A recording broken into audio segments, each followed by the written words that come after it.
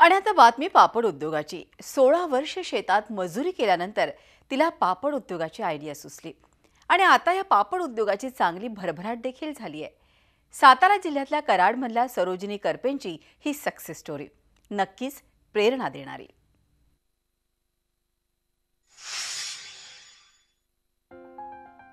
सातारा जिल्ह्यातल्या काले या गावात राहणाऱ्या या आहेत सरोजिनी करपे।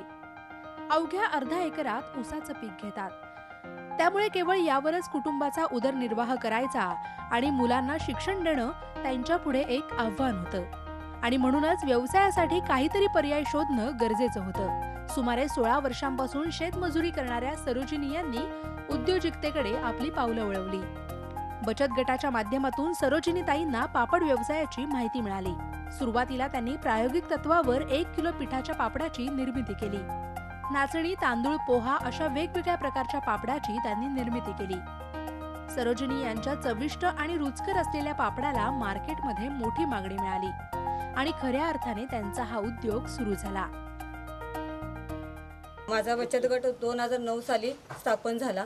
त्यानंतर मी महिलांना काहीतरी उद्योग करून द्यायचा ह्या उद्देशाने ही मी मशीन घेतलं आणि महिलांना उद्योग दिला। पापड उद्योग मी म्हणजे मला आमच्या पंचायत समितीने DRDने मला सातारा माणिनी सातारा तिथं एक मला स्टॉल दिला।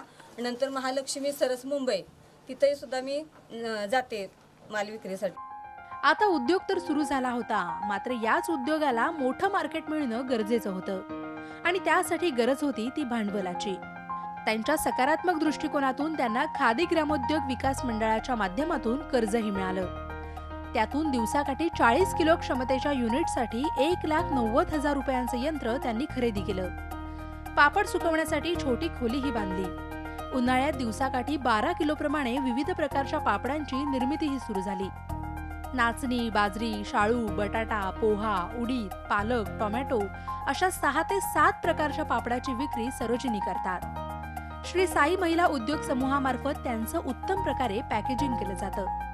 सरोजिनी यांच्या पापडाची विक्री आता साताऱ्यापुरतीच मर्यादित राहिली नाही, तर कोल्हापूर, इचलकरंजी, विटा, सांगली या जिल्ह्यातही त्यांच्या पापडाची विक्री होते।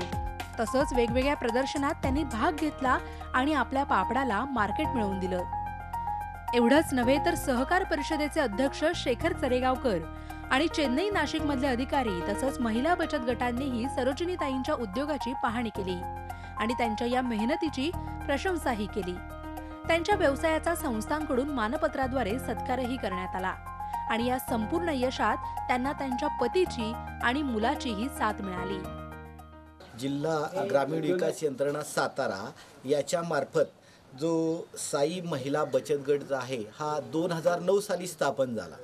त्यावेळी त्यांनी प्रत्येक महिला म्हैस पालन वगैरे व्यवसाय करत होत्या। त्यानंतर त्यांनी 2014 साली त्यांनी पापड उद्योगामध्ये प्रवेश केला। आता या उद्योगामध्ये प्रवेश केल्यानंतर जिल्हा ग्रामीण विकास यंत्रणा वेगवेगळ्या प्रकारे मदत करते। पहिली मदत म्हणजे त्यांना वेगवेगळ्या प्रदर्शनामध्ये आम्ही भाग घ्यायची संधी देतो। याच्यामध्ये कराडमधील कृषी प्रदर्शन असो किंवा साताऱ्यामधील मानिनी जत्रा किंवा मुंबईमधील सरस प्रदर्शन। या गटाला गेल्या वर्षी पारितोषिक सुद्धा मुंबईच्या स्तरावरती त्यांना मिळालेलं आहे। आता सरोजिनी यांना भविष्यात पापड वाळवण्यासाठी ड्रायर घ्यायचंय आणि शेतात मोठं शेड उभारून व्यवसायाला अधिक गती द्यायची आहे। विकास भोसलेसह bureau report, Zee media, Satara. Zee 24 तास रहा एक पाऊल पुढे।